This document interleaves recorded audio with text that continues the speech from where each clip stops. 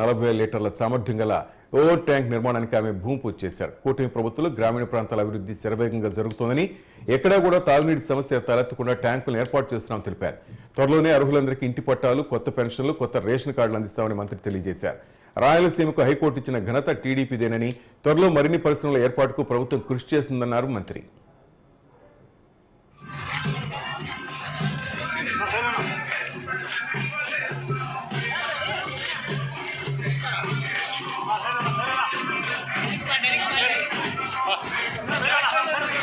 మా నియోజకవర్గంలో రాంపురం పంచాయతీలో ఈరోజు రాంపురం, మరుపల్లి, కొండపల్లి ఒక్కొక్క ఓవర్ హెడ్ ట్యాంక్ 40,000 లీటర్లతో 30,000 రూపాయలు 30 లక్షలతో ట్యాంక్ నిర్మాణానికి కూడా భూమి పూజ చేశాం. మరి పెనుగొండ నియోజకవర్గంలో సుమారుగా 140 ఓవర్ హెడ్ ట్యాంక్స్ కూడా ఈ ప్రభుత్వంలో మేము శాంక్షన్ చేయించాం. అందుకు ముఖ్యమంత్రి గారికి, పవన్ కళ్యాణ్ గారికి కూడా ప్రత్యేకమైన ధన్యవాదాలు కూడా తెలియజేస్తున్నాం.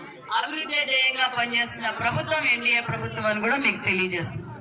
కొత్త పెన్షన్స్ కూడా ఇవ్వబోతున్నాం. ఏదైతే మాట చెప్పామో ఆ మాట ప్రకారం మేమైతే 4,000 పెన్షన్ ఇస్తామన్నాం. 4,000 పెన్షన్ 1వ తారీఖు అందజేస్తున్నాం. అదే